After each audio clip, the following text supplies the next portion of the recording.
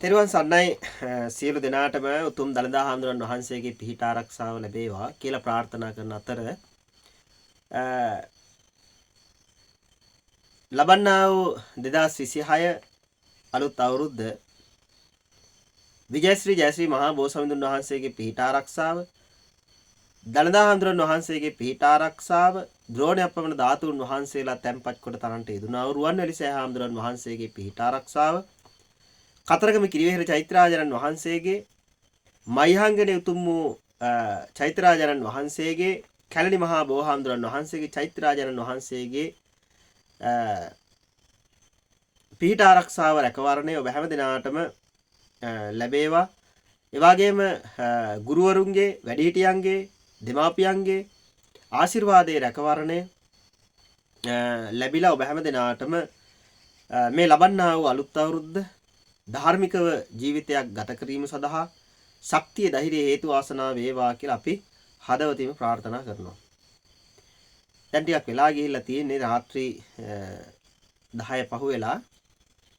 මම ගලගෙදර ප්‍රදේශයේ බැට්වත්ත ප්‍රදේශයේ ධර්ම දේශනාවකට වැඩලා දැන් ටිකකට කලින් තමයි ආපහු මේ ආරාමයට කුටියට වැඩියේ.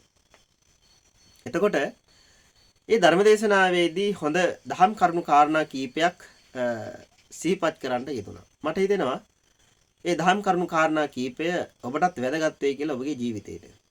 ඒකයි මේ මහ රෑම මේ විදිහට වීඩියෝ එකක් කරන්න මම අදහස් කරේ.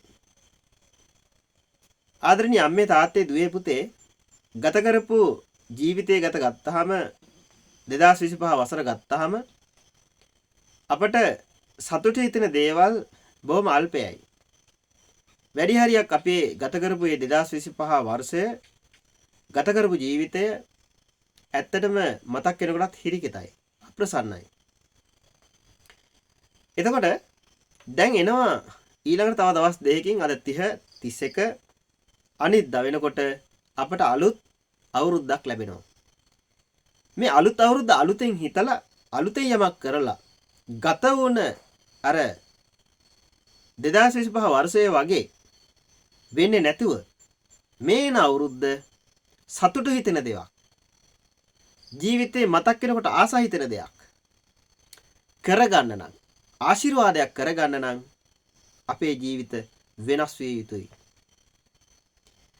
මගේ ජීවිතේ ගත්තාම මම ඇත්තටම ඔබ වගේම තරුණ කාලේ පැවිදි වුණේ පොඩි කාලේ නෙමෙයි. ඉතින් විදේශගත වුණා යාන වාහන ගත්තා ඊට පස්සේ යම්කිසි ව්‍යාපාරයක් කරා. ඉතින් ඒ කටයුතු කළ ගෙවල් දොරවල් හැදුවා. ඒ හැම දෙයක්ම අතහැරලා දාලා මේ පැවිදි ජීවිතේට අද එළඹිලා තියෙනවා. මගේ ජීවිතේ ගත්තාම ගත කරන මොහොතක් පාසා මට සතුටුදායක ජීවිතයක් තමයි මට කියන්න තියෙන්නේ. ගිහි ජීවිතේ නෙමෙයි පැවිදි ජීවිතේ. ඇයි ඒ සතුටු වෙන්නේ මං මගේ ජීවිතේ වෙනස් වුණ නිසා.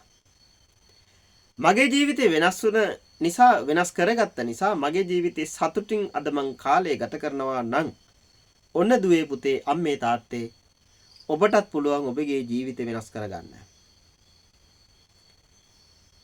කතා කරන වචනය වෙනස් විය යුතුයි.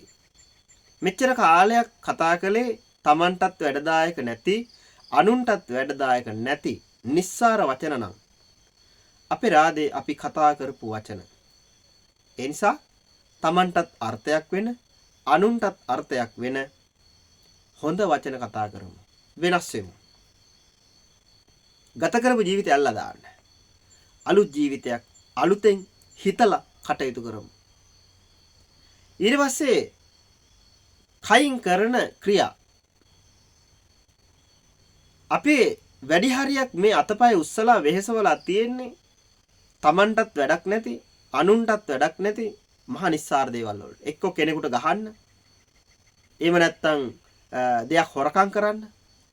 දැන් හිතලා බලන්න මේ අත උස්සලා කෙනෙකුට අනේ පුතේ දුවේ උඹට ආශිර්වාද වේවා කියලා මේ අතින් ආශිර්වාදේ කරනකොට මොනතරම් යහපතක්ද?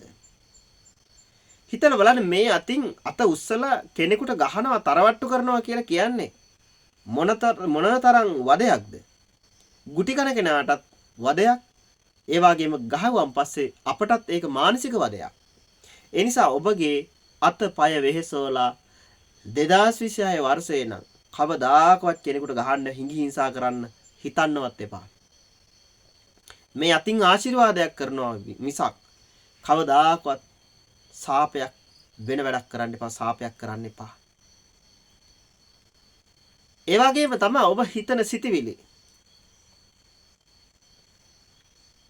සිතිවිලි ගත්තොත් සමහර රැට නිින්ද යන්නේ නැහැ. ඇයි ඒ තරම් ප්‍රශ්න ඔළුවේ?